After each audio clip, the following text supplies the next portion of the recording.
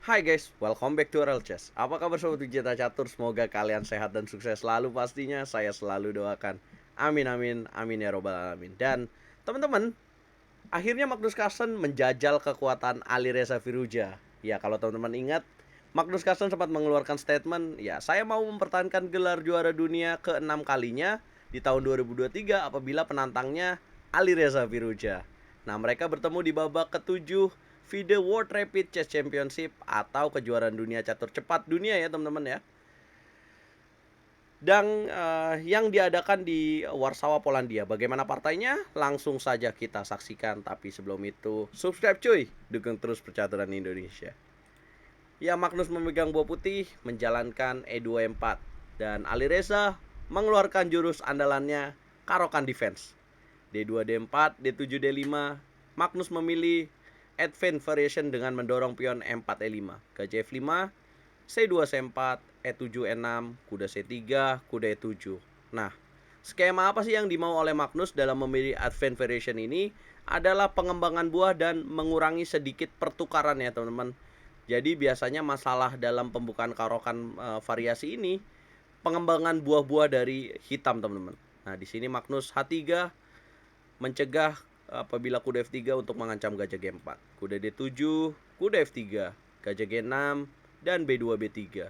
Kuda F5, gajah E2, gajah B4 pining, gajah B2, rokade, kemudian rokade. Kemudian F7 F6 dijalankan oleh Ali Reza Firouzja dan kemudian A3 gajah A5. Magnus pion C makan D5, pion C makan D5 dan makan pion F6. Kemudian menteri makan pion F6 dan benteng C1. Dan di sini Ali Reza mulai menunjukkan playing stylenya, gaya bermainnya, tampil agresif, kuda H4. Magnus makan, menteri makan kuda, kemudian B3 B4, gajah ke petak D8. Kemudian gajah G4 ancam pion E6, gajah F5, makan gajah F5, benteng F5. Dan menteri E2 di sini mengancam pion E6 yang lemah, dijaga kuda F8 dan kuda D1. Langkah manuver dari Magnus tujuannya apa? Untuk mengalihkan kudanya ke petak E3 dan sekaligus mencegah hitam untuk menjalankan gajah C7 ya teman-teman. Diagonal C7 sampai ke petak H2 ini berbahaya sekali. Kemudian gajah B6, kuda E3, benteng ke G5, dorong F4, benteng G3, raja H2. Ya karena ada ancaman pining menteri makan pion H3. Kemudian benteng G6 dan kuda G4. Ya, Ali Reza jalan menteri D8, tujuannya apa? Ya dia tahu bahwa menteri D4 tidak lagi bagus dan menteri D8 tujuannya adalah untuk mengaktifkan buah yang pasif, gajah di petak B6 dan benteng di petak A8. Kemudian jalan pion A4, gajah C7, dorong pion B5. Tujuannya apa? Untuk menempatkan pion-pion Magnus di petak putih teman-teman. Kita tahu bahwa Ali Reza memiliki gajah yang berwarna gelap. Gajah D6, benteng C3, benteng C8, makan, kemudian kuda E5.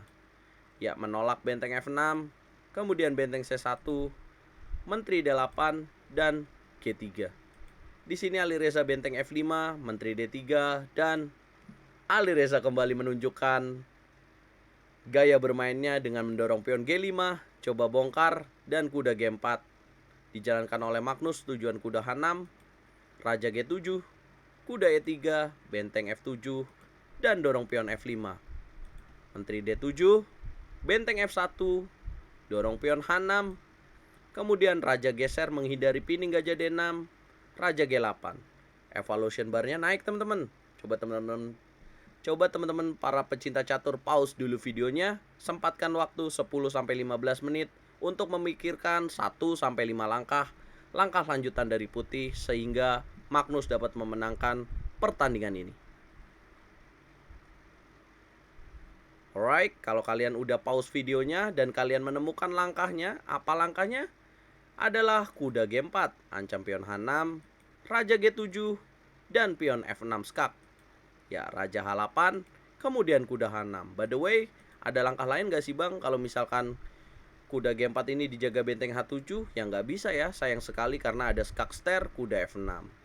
Ya apabila raja H7 maka akan terjadi pion F5 makan pion E6, Skakster. Ya makanya Raja G7 dorong pion F6, Raja H8 kena pion H6-nya. Benteng H7, kuda G4, Menteri E8, dan gajah A3. Cerdas dan cerdik sekali seorang Magnus Carlsen. Dia tahu bahwa kekuatan yang tersisa dari buah hitam adalah gajahnya ini. Diadukan, makan, dan Menteri di A3 mengunci kuda di petak F8. Kemudian Menteri C8, di sini benteng C1 Magnus, Menteri E8, dan kuda E5. Kemudian Raja G8, Menteri F3, Menteri D8, benteng F1. Raja H8, Menteri E3, ancam pion G5, Menteri C8, benteng F2, jaga titik pion letak langkah Menteri C2, kemudian G4, dobrak, menolak, kemudian benteng H5 dan kuda F7.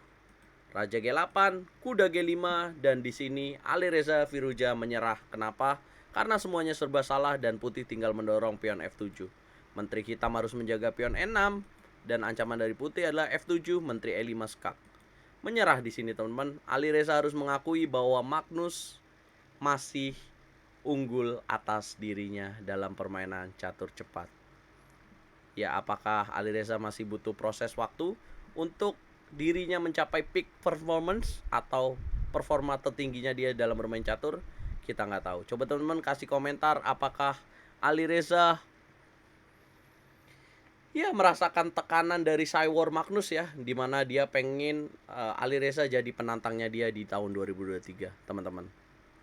Nah inilah yang terjadi di babak ketujuh dari FIDE World Rapid Chess Championship. Dan atas kemenangan melawan Alireza ini, Magnus jadi pimpinan klasemen ya setelah menyelesaikan babak ketujuh. Dan di babak ke-8 dia bermain remis melawan Grischuk teman-teman. Nah kalau kalian gak mau kelewatan ya, udah sampai babak keberapa sih FIDE World Rapid ini, jangan lupa nyalakan loncengnya dan ikutin terus setiap malam kita nobar jam 21.00 waktu Indonesia Barat di YouTube-nya RL Chess. Ya jangan lupa kasih komentar tentang partai ini. Apakah Magnus akan mempertahankan gelar juara dunianya lagi, dan apakah Alireza akan memenangi The Kandidat di tahun 2002, pertengahan tahun 2002 ini? Coba komen teman-teman. Saya pamit, catur yes Indonesia Jaya bosku.